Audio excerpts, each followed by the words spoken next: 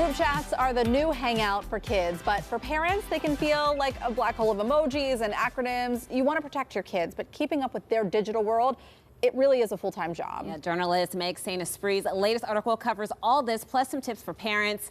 All right, so back in the day, school drama, it didn't necessarily follow you home, but now kids are constantly surrounded by it, at least in terms of group chats and social media. Absolutely. I mean, I looked up some stats, and half of teens report that they are basically constantly online. Yeah. And I have a teen, and I have two tweens, and it's a thing that's happening. They're making their own plans, they're talking to one another, and they're causing drama.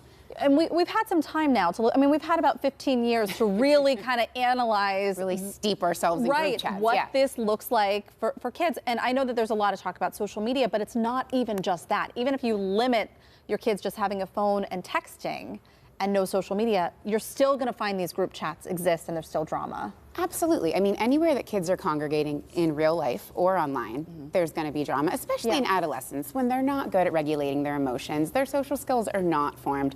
But group chats, you know, if it's happening at the park, there's eyes on it. If it's happening in a phone, what should we look out for? How do we know there's a problem? Yeah, and for somebody who's not a big fan of group chats, this raises my eyebrows. What exactly is happening? What are some of the types of conversations that these kids are having in group chats? I mean, there's so many things. There's body shaming, there's, you know, calling one another fat, there's racial topics coming up, there's slurs being used, photos sent without consent. I mean, we've seen all of this just within our own circles, and I know we're not alone.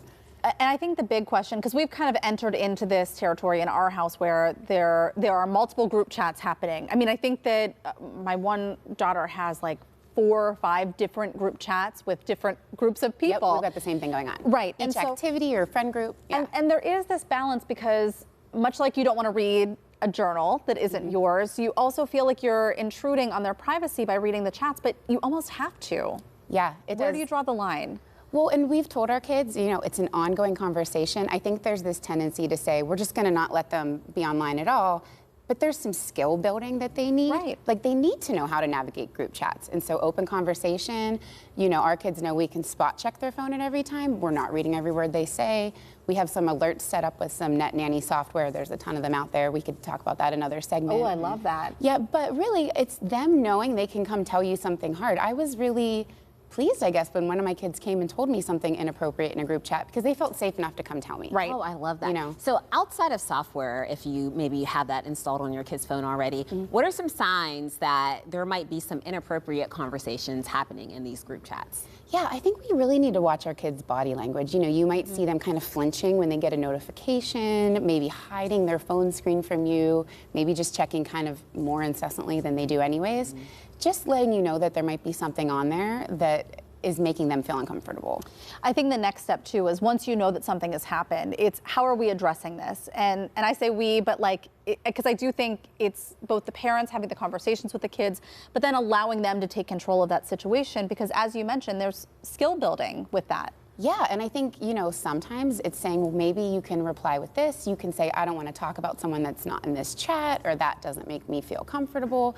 And other times it has been parents having to get involved and say, listen, you know, this went beyond what the kids could handle themselves. And I just think it's that open communication and just asking your kids feeler questions, you know, like, hey, what's happening in the soccer chat today? Any drama? Or, you know, not always when there's an issue, but just letting them know that you've been there and you understand these things happen. You've had drama in your own group chats. Oh, yeah. Oh, absolutely. Oh, yeah. So what's the biggest thing I think that you do, think about that would make your kids feel comfortable coming to you if something is happening in these group chats? I think it's, and this is a hard balance as a parent, not kind of overreacting with a like, oh my gosh, what did you do? Or you're grounded now because, you know, but really, you know, and maybe that will come later and maybe there's situations where it's appropriate, but really letting them know the same way we would want them to call us if they drank too much and need a ride. That like we would rather you be safe than hide something from us. Right. And we could talk about why I'm disappointed later, but and I need you to trust me to get you. Yeah, absolutely. So good. Yeah. All right. Good conversation. Yes. All right. Well, we're going to link you up to Meg's full article on our website, kdka.com/talkpittsburgh. Coming up, they dominate on the field, but can they handle the heat in the kitchen? The University of Pittsburgh football team is in the Talk Pittsburgh kitchen. This is so cool. They're trading playbooks for cutting boards. It's happening next.